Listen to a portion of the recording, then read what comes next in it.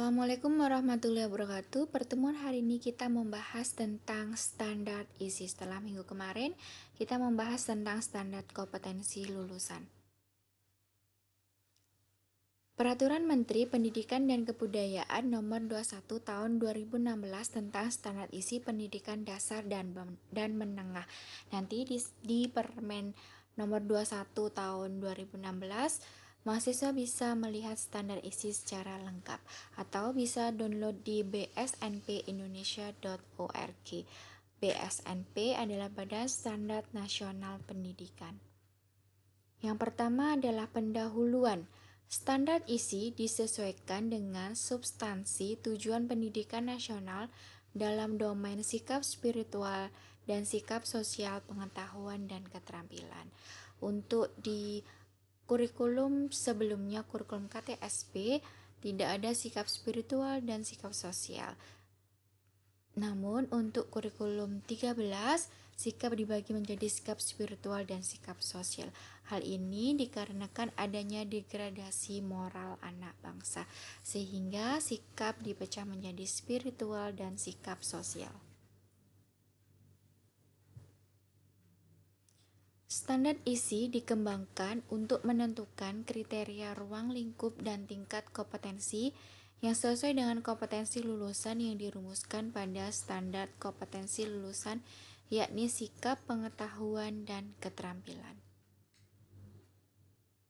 Sikap dibentuk melalui aktivitas-aktivitas menerima, menjalankan, menghargai, menghayati, dan mengamalkan.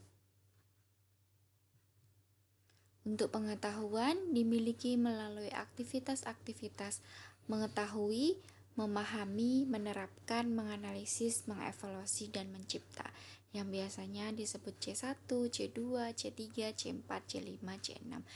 Hati-hati, yang kita gunakan adalah taksonomi Bloom yang terbaru, karena kebanyakan mahasiswa menggunakan taksonomi Bloom yang versi lama.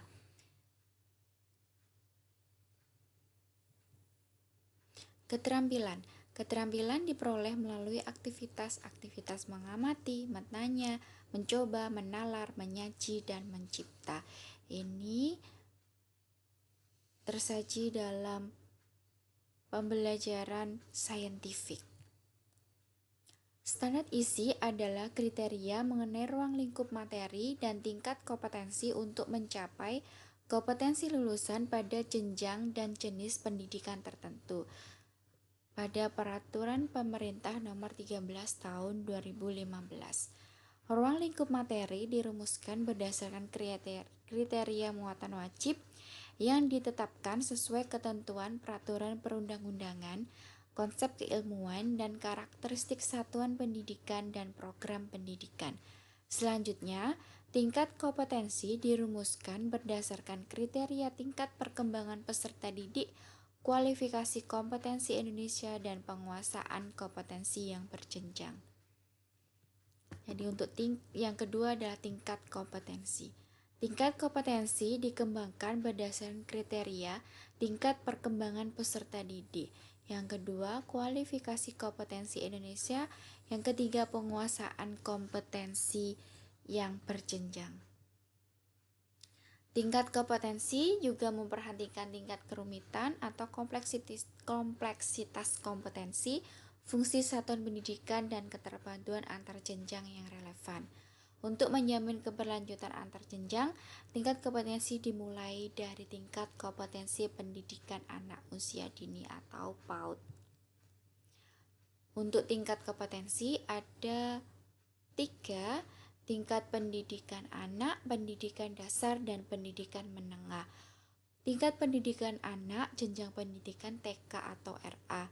Tingkat pendidikan dasar ada SD dan SMP. Untuk tingkat pendidikan menengah, jenjang pendidikan SMA. Untuk SD LP, SMP LP, dan SMA LP yang dimaksud hanya diperuntukkan bagi tunanetra, tunarungu, tunadaksa, dan tunalaras yang intelijensinya normal.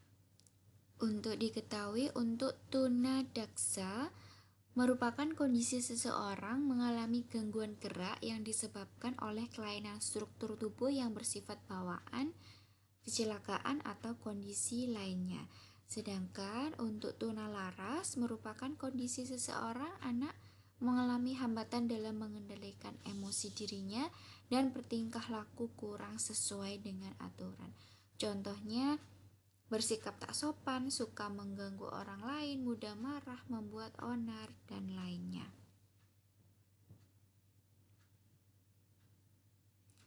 Bloom taksonomi atau taksonomi Bloom yang pertama kali dikenalkan oleh sekelompok peneliti yang dipimpin oleh Benjamin Bloom pada tahun 1956 dan dikembangkan lebih lanjut oleh Anderson and Creswell pada tahun 2001, digunakan sebagai rujukan pada standar kompetensi lulusan. Bloom taksonomi mengkategorikan capaian pembelajaran menjadi 3 domain, yaitu dimensi pengetahuan yang terkait dengan penguasaan pengetahuan, dimensi sikap yang terkait dengan penguasaan sikap dan perilaku, serta dimensi keterampilan yang terkait dengan penguasaan keterampilan.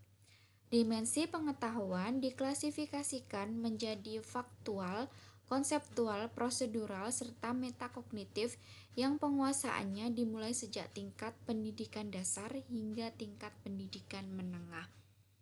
Nah, untuk faktual, konseptual, prosedural, dan metakognitif sudah kita pelajari di pertemuan sebelumnya.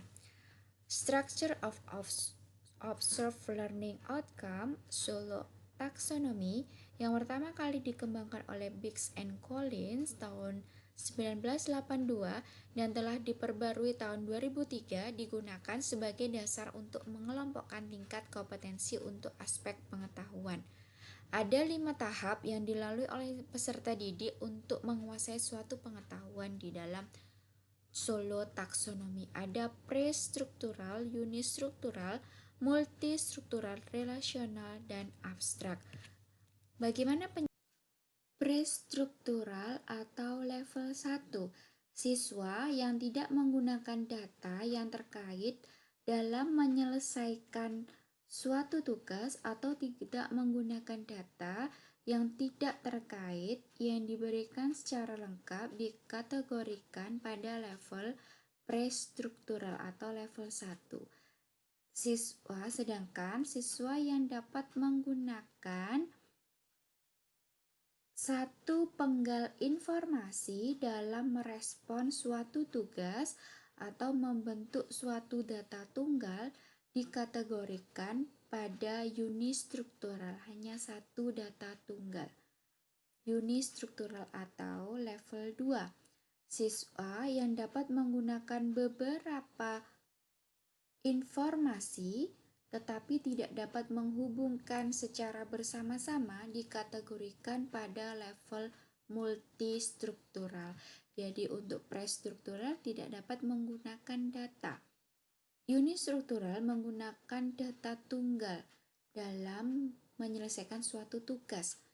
Untuk multistruktural sudah menggunakan beberapa data atau beberapa penggal informasi dalam menyelesaikan tugas tapi belum bisa menghubungkan secara bersama-sama. Digolongkan sebagai level multistruktural. Siswa yang dapat memadukan penggalan-penggalan informasi yang terpisah untuk menghasilkan penyelesaian dari suatu tugas dikategorikan pada level relasional. Jadi ketika siswa sudah bisa menghubungkan informasi-informasi tadi, maka anak sudah ada tahap level relasional atau menghubungkan. Siswa yang dapat menghasilkan prinsip umum dari data terpadu yang dapat diterapkan untuk situasi baru, mempelajari konsep tingkat tinggi dapat dikategorikan pada level abstrak. Jadi untuk abstrak ini siswa sudah bisa menghasilkan prinsip dan menerapkannya dalam situasi yang baru. Dikatakan siswa sudah ada di tahap abstrak. Jadi kesimpulannya, untuk prestruktural siswa tidak dapat menggali informasi atau data. Untuk unistruktural siswa bisa mendapatkan satu informasi dalam menyelesaikan masalah. Untuk multistruktural, siswa bisa mendapatkan penggalan informasi-informasi tapi belum bisa menghubungkan ketika menyelesaikan masalah. Untuk relasional, penggalan informasi tadi sudah bisa dihubungkan siswa dalam menyelesaikan masalah. Sedangkan untuk abstrak, siswa bisa membuat prinsip baru atau menerapkan prinsip menjadi terpadu dan menerapkannya dalam situasi baru. Disederhanakan menjadi 3 tahap solo taksonomi. Surface knowledge, surface itu berarti pengetahuan yang dasar itu di SD, yang lebih dalam atau deep knowledge itu di SMP, dan constructed knowledge atau membangun atau mengkonstruksi pengetahuan adalah di SMA. Jadi mestinya untuk di SMA pembelajaran adalah lebih berpusat kepada siswa, di mana siswa membangun pengetahuannya sendiri melalui kegiatan eksperimen misalkan. Berdasarkan tingkat kompetensi tersebut ditetapkan kompetensi yang bersifat generik yang selanjutnya digunakan sebagai acuan dalam mengembangkan kompetensi dan ruang lingkup materi yang bersifat spesifik untuk setiap mata pelajaran. Kompetensi yang bersifat generik terdiri atas 4 dimensi yang merepresentasikan sikap spiritual, sikap sosial, pengetahuan, dan keterampilan yang selanjutnya disebut sebagai kompetensi inti. Jadi sebagai guru fisika kita juga perlu aplikasikan sikap spiritual dan sikap sosial ke dalam fisika, karena untuk zaman sekarang mengalami degradasi moral itu salah satu landasan berubahnya kurikulum 2013 karena adanya degradasi moral anak bangsa. Secara hierarkis, standar kompetensi lulusan digunakan sebagai acuan untuk menerapkan kompetensi yang bersifat generik pada tingkat kompetensi. Selanjutnya, kompetensi yang bersifat generik ini kemudian digunakan untuk menentukan kompetensi yang bersifat spesifik untuk tiap mata pelajaran. Kompetensi dan ruang lingkup materi digunakan untuk menentukan kompetensi dasar pada pengembangan kurikulum tingkat satuan dan jenjang pendidikan. Di urutannya dari SKL menjadi kompetensi yang bersifat generik atau tadi berubah menjadi kompetensi inti, kemudian kompetensi dan ruang lingkup materi digunakan untuk menentukan KD atau kompetensi dasar. Tingkat pendidikan menengah untuk kelas 10 sampai kelas 12 SMA MA, SMA LB paket C. Jadi yang saya bahas di sini adalah khusus untuk SMA. Sedangkan untuk SMP, SD dan untuk SD, SMP bisa dilihat di Permen nomor 21. Kompetensi inti, sikap spiritual, deskripsi kompetensi, menghayati dan mengamalkan ajaran agama yang dianutnya. Jadi kita sebagai umat muslim, ajaran agama Islam kita harus kita amalkan. Nanti sikap spiritual ini kita munculkan di pembelajaran fisika. Kompetensi inti, sikap sosial, deskripsi kompetensi, menghayati dan mengamalkan perilaku jujur, disiplin, santun, peduli, gotong royong, kerjasama, toleran, damai, bertanggung jawab, responsif, dan proaktif dalam berinteraksi secara efektif sesuai dengan perkembangan anak di lingkungan keluarga, sekolah, masyarakat, dan lingkungan alam sekitar, bangsa, negara, kawasan regional, dan kawasan internasional. Untuk pembelajaran IPA atau fisika, sikap-sikap seperti ini muncul dalam sikap ilmiah ketika siswa melakukan pembelajaran, melakukan eksperimen, dan sebagainya.